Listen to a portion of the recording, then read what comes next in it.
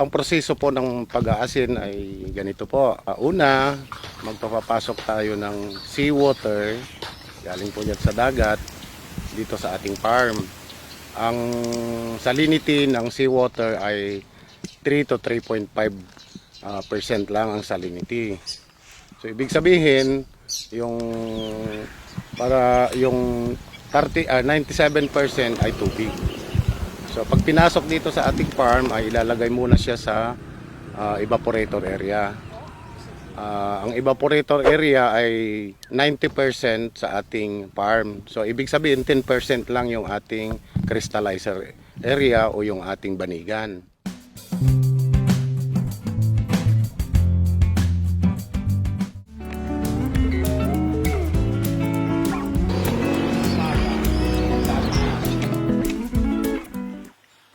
(10 to 15 days) ibibilad natin sa araw yung seawater hanggang tumaas yung salinity hanggang 18 to 20%. Pagkatapos nun, ipapasok na natin siya sa banigan.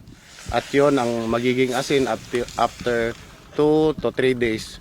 Pwede na tayong mag-harvest ng asin.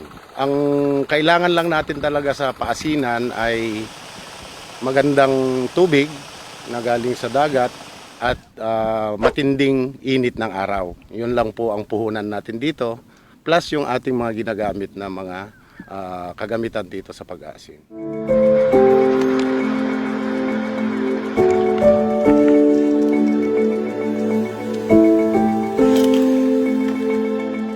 Existing na po yung ating evaporator kasi andyan na po siya. So ang ginagawa lang namin dyan ay inaayos yung diki, yung kanal, saka yung mga gates kasi araw-araw, every 2 times a day yan, itinitulak yung tubig papunta rito sa ating paalatan o salt beds. Kasi hindi pwedeng maghalo yung mataas na ang brine kaysa yung mababa ang brine. So habang tumataas yung salinity niya, ipinapasok at pinapasok. Araw-araw yan. Itinitulak. Ibig sabihin yung may mga naka-assign dyan kahit gabi na tao, sila yung nagre-release ng tubig papunta dito sa ating salt bed.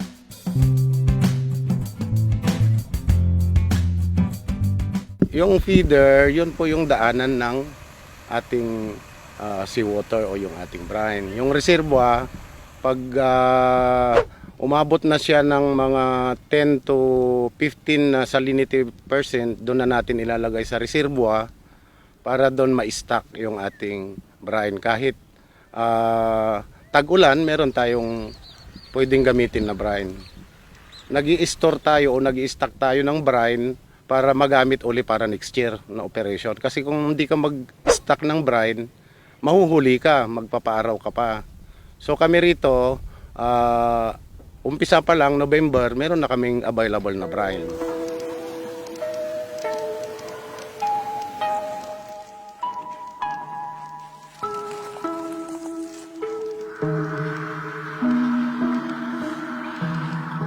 Ang nadatdat po natin dito ay puro tiles na salt beds.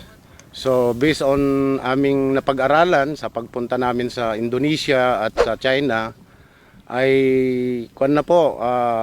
it's DPE or high density polyethylene pan liner na po ang ginagamit nila.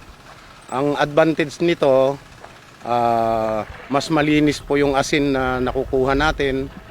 Hindi po nawawala yung ating brine dahil wala siyang seepage, hindi nagsisipage yung brine.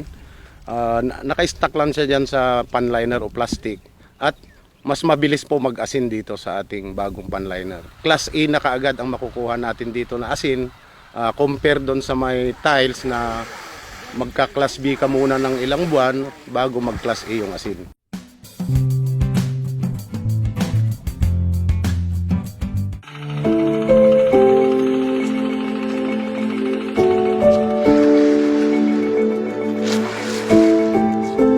Meron pa rin, i-maintain natin yung magaganda pa na existing na tiles na salt beds. Ang gagawin lang natin yung bagong area natin na gagawin nating paalatan o banigan, yun na yung lalagyan natin ng salt beds na HDPE. Yung tiles, siguro yung isang sort bed area na ganito na mga ang lawak nito is 11 by 100 meters. Kung sa tiles yan, siguro abutin ka ng 3 linggo bago mo matapos. Compared ito sa HDPE na siguro 1 week tapos mo na. Yung isang sort bed. Gagawin mo lang yan, ipla-flat mo lang, magandang labeling, lagyan mo ng buhangin para maganda yung label niya, and then ilalatag mo, lagyan mo lang ng kawayan, i-repair mo tong sidings niya, lagyan mo ng tabla, and then kawayan, and then lagyan mo lang ng parang pako na kawayan din ang ginagamit namin. Sa tiles, the same din, ilalatag mo siya, lilinisan mo siya, ipa-flat mo, lagyan mo rin ng buhangin, and then yung maliliit na tiles, ayusin mo isa-isa. So, compare doon siguro 5 araw ka dito, 1 buwan ka doon sa isa.